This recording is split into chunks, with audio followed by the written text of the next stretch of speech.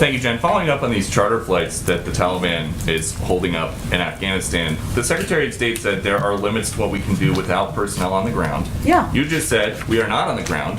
You're right. Whose fault is that? I don't think this is about fault here. I'm conveying, I think what people want to understand is what we're doing to help address it. There's a handful of Americans, and I'm sure you're not suggesting we should have flights with hundreds of people we don't know who they are, where there's no security protocols. Too few to go in. Too few. I just am conveying to you, there's a handful of Americans who we are also in touch with, and we are working to help get evacuated from Afghanistan.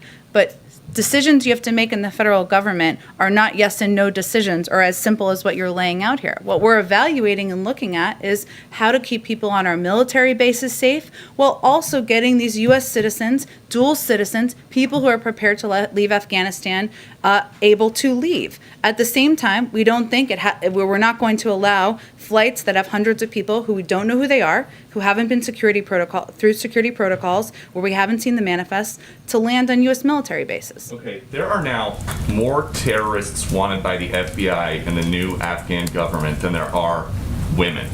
Does the president think that is a foreign policy success? Well, first of all, no one in this administration, not the president, nor anyone on the national security team, would suggest that the Taliban are respected and valued members of the global community. They have not earned that in any way, and we have never assessed that.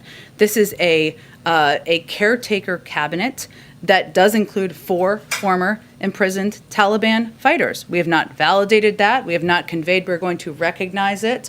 What we are working to do, and nor are we rushing to recognition, there's a lot they have to do before that. What we are working to do is to engage with them because they oversee and control Afghanistan right now to get American citizens, legal permanent residents, SIV applicants out of Afghanistan. We have to engage with them. To engage with them, their new acting interior minister is a Haqqani network terrorist. He's wanted for a bombing that killed 6 people, including an American. He's believed to have participated in cross-border attacks against U.S. troops. There's a $10 million bounty on his head. Why are we engaging? Should we not talk to the people who are overseeing Afghanistan and just leave it and not get the rest of the American citizens out? What are you waiting for them to do? They just formed their government. What are you waiting for? Something? Waiting for what? You're saying that we're not going to rush to recognition. That means that there could be recognition. As we've said many times, the international community is watching, the United States is watching.